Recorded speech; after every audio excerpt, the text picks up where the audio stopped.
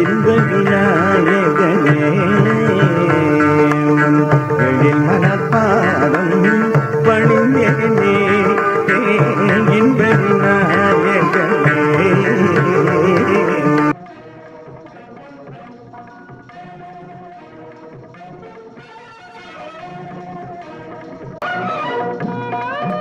தமிழ் சினிமாவில் முதலாக பின்னணி குரல் கொடுத்தவர் வி.ஆர். தனம் என்பவராகும். இவர் பிரபல நடிகர் வி. கோபாலகிருஷ்ணனின் சகோதரி. இப்பாடல் காட்சி இடம்பெற்ற படம் 1939 ஆண்டில் வெளிவந்த சாந்த சக்குபாய் என்ற திரைப்படமாகும். காட்சியில் நடிகை டி.எஸ். கிருஷ்ணவேணி வாயசைத்து பாட பின்குரலாக ஒலிப்பதே தனத்தின் குரலாகும்.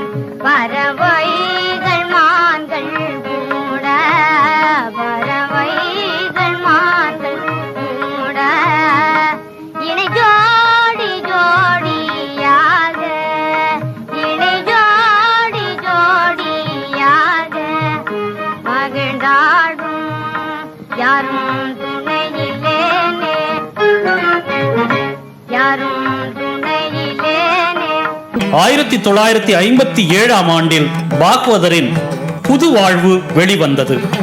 பாக்வதரின் முதல் சமூக படம் இதுதான். பாக்வதரே இதை டைரக்ட் செய்தார். இசையில் தனக்கிருந்த திறனையும் ஆர்வத்தையும் முழுமையாக பயன்படுத்தி முத்தான பாடல்களை ரசிகர்களுக்கு வழங்கினார் பாக்வதர். தற்கால பாடல்களையும் தன்னால் சிறப்பாக பாட முடியும் என்பதை எடுத்துக்காட்ட பிரபல பாடல்களின் முதல் வரிகளை சரம் கோர்த்து பாடி ரசிகர்களை திகைக்க வைத்தார் பாக்வதர்.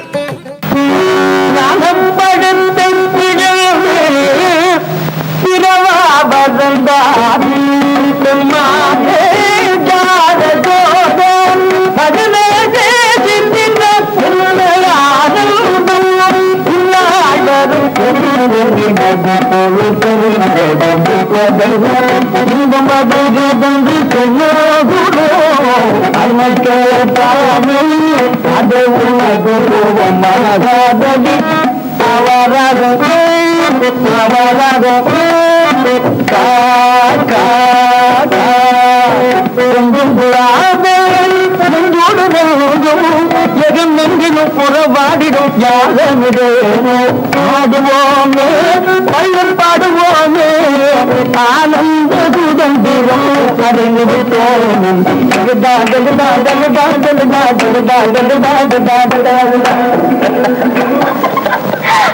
ஆமா, இதார பாட்டு. ஒரு பாட்டாவது முழுக்க பாட தெரியாது.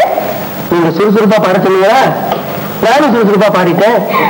நீங்க எப்ப கேட்டாலும் ஒவ்வொரு பாட்டும் முழுசா பாடுவேன். அப்படியா? நடிகை பி. பானுமதி சினிமாவில் ஒரு ஆல்ரவுண்டர். ஆரம்ப காலத்தில் அவர் நடித்த படங்களில் ஒன்று சொர்க்கசீமா.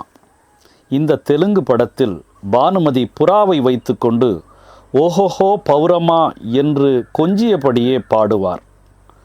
பின் ஒரு மேடை காட்சியில் நடனமாடுவார். இக்காட்சியை ரசித்த மக்கள் இவரை பௌரமா பானுமதி என்று அடைமொழியிட்டு அழைத்தனர்.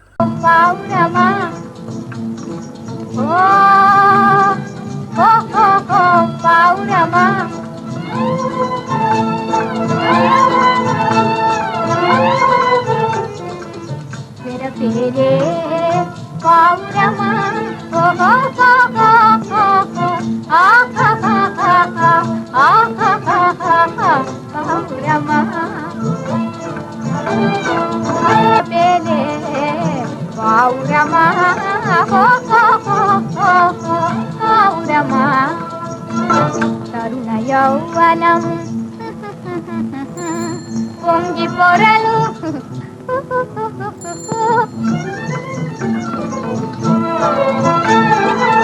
తరుణ యౌవనము పొంగి పొరలు నా వలపు కౌగిలిని పూలలాడరావే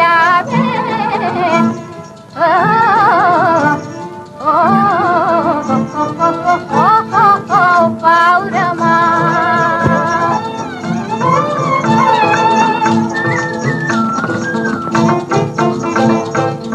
తనకు తానయే వలసి పిలిచే తన్ని మోహమని దుర్గన చేయకుమా ఓ ఓ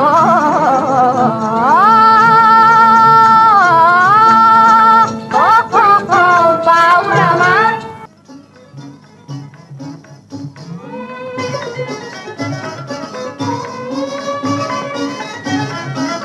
ఓ నా రాజా ఓహో నా రాజా రావో మహారాజా రావో మహారాజా ఓహో నా రాజా అరే ఎన్నెల చిరునవ్వుల ఇరజింపటాని తీరాక కోరి నీ దారి కాసియున్నానే నీకై ఏసియున్నానే పిల్ల కలుసుకున్నానే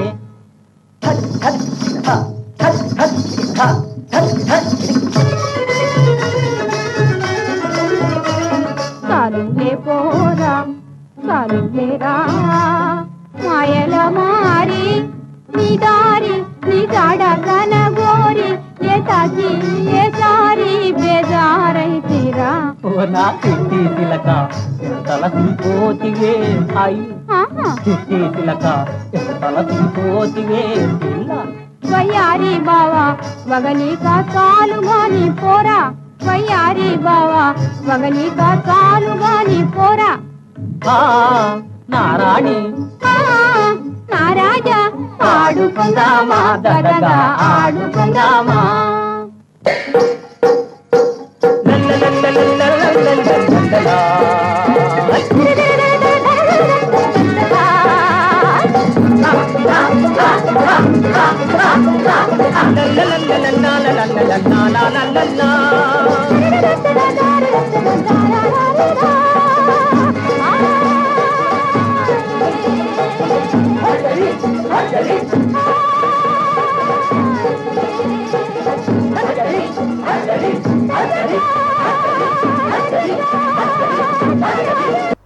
உண்மையில் அந்த காட்சியில் பானுமதி நடனமாடவே இல்லை.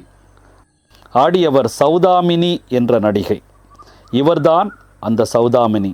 இறுதியாக ஒரு வசன காட்சி திருவிளையாடல் திரைப்படத்தில் கண்டது. படமும் காட்சியும் அனைவராலும் ரசிக்கப்பட்டது. இதில் உள்ளடங்கிய ஒரு செய்தி உண்டு. தருமியாக நடித்தார் நாகேஷ். அரசவையில் அவமானப்பட்டு அதற்கு காரணமான இளைஞனை கடிய கோவிலுக்கு வந்து சந்தித்து கோபிக்கிறார். இதற்கிடையில் தருமி தனியாக புலம்பி தவிக்கிறார். சோலிலோக்கி எனப்படும் இது கதைப்படி காட்சியில் இல்லை. இந்த எண்ணம் நாகேஷ் கருத்தில் உதித்து இயக்குனர் ஏபி நாகராஜனால் ஏற்றுக்கொள்ளப்பட்டு படமாக்கப்பட்டு படத்தில் சேர்க்கப்பட்ட இது காட்சியை மேலும் மெருகேற்றியது. எனக்கு வேணும் ஆசை ஆசை நல்ல காலம் உதைக்காம விட்டானுங்களே.